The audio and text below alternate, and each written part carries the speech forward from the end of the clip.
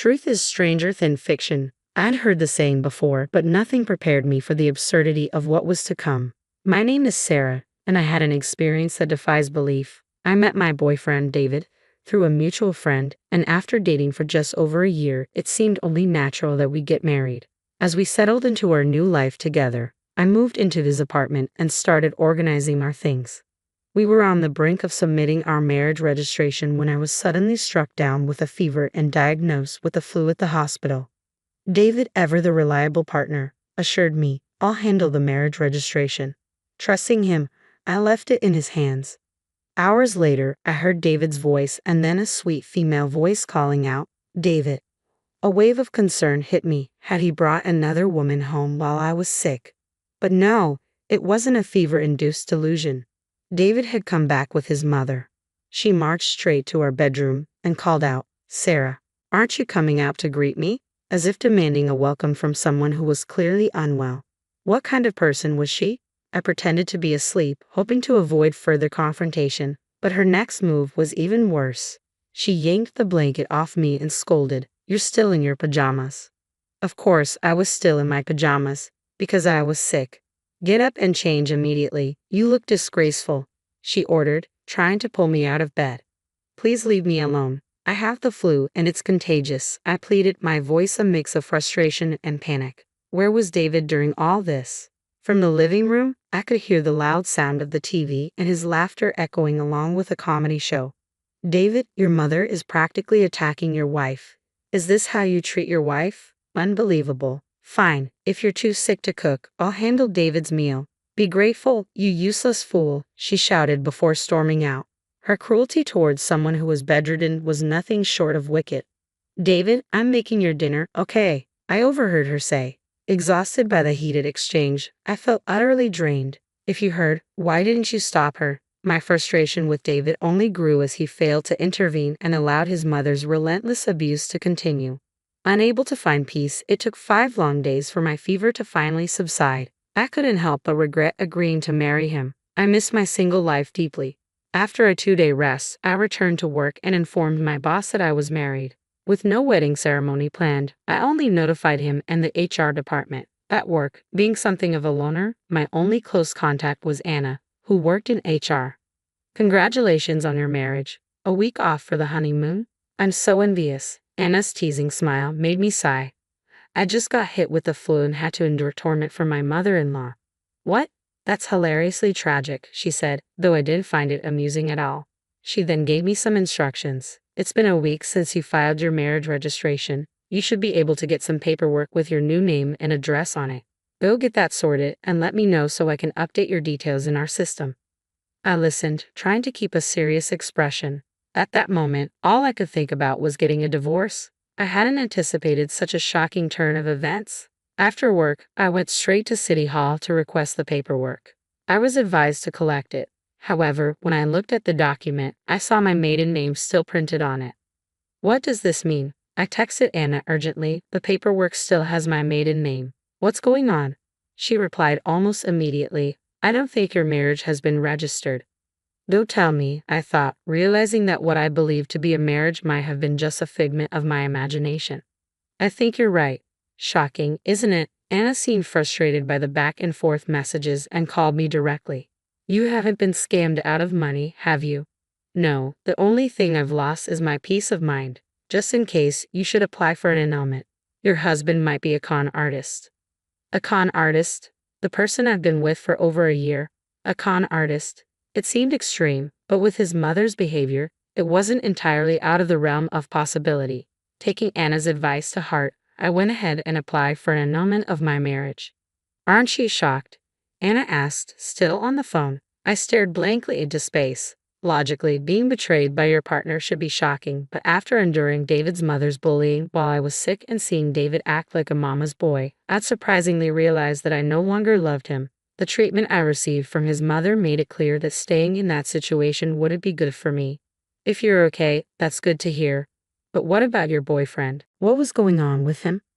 I, too, was curious about his intentions. There had to be more to it, something that would be exposed as soon as the marriage registration was checked, just like it was today. David is 27 and has a decent job. He must have known his deception would come to light quickly. Maybe there was more to this. Perhaps he was committing marriage fraud. Maybe he was testing me. If I couldn't figure it out, it would make me a perfect target for scammers. I was deeply offended to be treated like such a fool. I couldn't forgive David for what he'd done. Fueled by anger, I made a decision. I boasted to Anna about my plan, but what I actually managed to do was quite mundane. I recorded conversations and watched the footage of David and his mother. It felt as though I was the one committing a crime. After about 3 days of this, all I had captured was more of his mother's bullying and the usual conversations between the mama's boy and his mother. My interest waned, and I grew bored with the lack of solid evidence. Being a detective wasn't as easy as it seemed.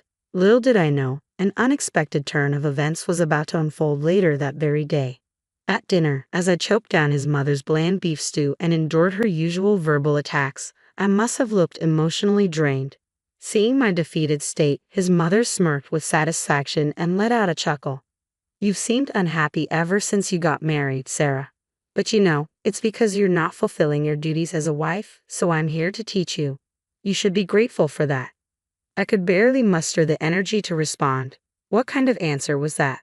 What a terrible woman David's mother was. It was fortunate, in a way, that she wasn't my mother-in-law. Wait, did she know I wasn't actually married to David? Was she bullying me despite knowing I wasn't her daughter-in-law? "Mom, oops, I let it slip.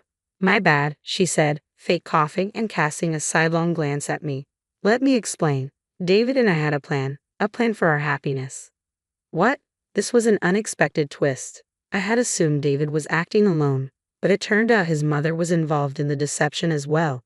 Did they realize I was investigating? What did she mean by our happiness? Intrigued by this dramatic development, I listened closely. "You seem to be in the dark, so let me clarify. Your marriage registration was never filed. This means you and David are still just strangers." Yes, I knew that. It was my decision to go along with it, though I felt guilty. I did it because Mom instructed me. We wanted to see if you were truly right for David. If you turned out to be unsuitable, he could simply have a child with you and then leave. This way, we wouldn't sully our family records. They wanted a child, not my money. What exactly are you saying? The reason we didn't file your marriage registration was that we were testing you to determine if you'd make a good wife. What was that? Could any novel have such a dull plot? All my efforts over the past 3 days had amounted to nothing. Feeling defeated, I headed to our bedroom, where I had already packed my bags in case I needed to make a quick escape if my eavesdropping was discovered. As I gathered my things, David rushed over in a panic. "I never meant to hurt your feelings." "It's okay. Goodbye," I said, avoiding his gaze. What more could I say? Was I really involved with a con artist? It felt like something out of a fiction movie. When I unexpectedly returned home, my parents were stunned. As I recounted the events, they were left speechless, their mouths hanging open. Given the late hour, they told me to get some rest, treating me with an unusual degree of concern. The next day was Sunday, and I spent the night letting off steam at a nearby pub with Anna and a few other friends. By the following morning, I was over it, though I had no idea what awaited me. That Monday night, the doorbell rang at my parents' house, and my father's angry voice boomed through the house. "Get out." I rushed downstairs to find David standing at the entrance with his mother looming behind him. "Sarah, you need to listen to me," David pleaded, pushing past my father. "Why should I? Everything was fine when we were dating, wasn't it?" "Just hear me out," David began. Apparently, word had spread about how he treated me, thanks to a mutual friend. His coworkers, who were also friends of mine, had given him cold stares at work. When he pressed for an explanation, a colleague had confronted him with, "So, you committed blatant marriage fraud?" Now that I thought about it, one of David's coworkers had been at our all-night venting session. David seemed to believe that if he could win my forgiveness, he could also repair his damaged relationships with his colleagues. "I never meant to deceive you. I was planning to file our marriage registration in secret later on." "Really? You thought I wouldn't find out?" "You're not that clueless, are you?"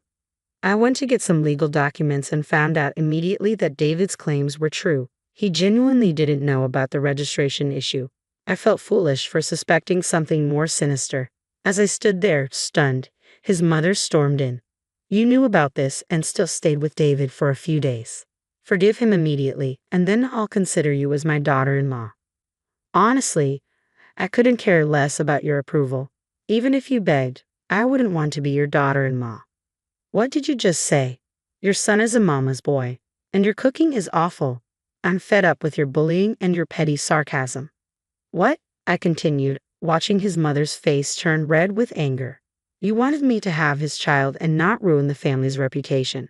Isn't that a gross violation of my rights? Did you even think of me as a person with feelings, not just a tool? And don't you dare speak to my mother like that.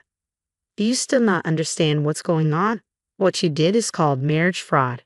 I didn't do anything wrong. You wasted my precious time. Time is valuable, you fool.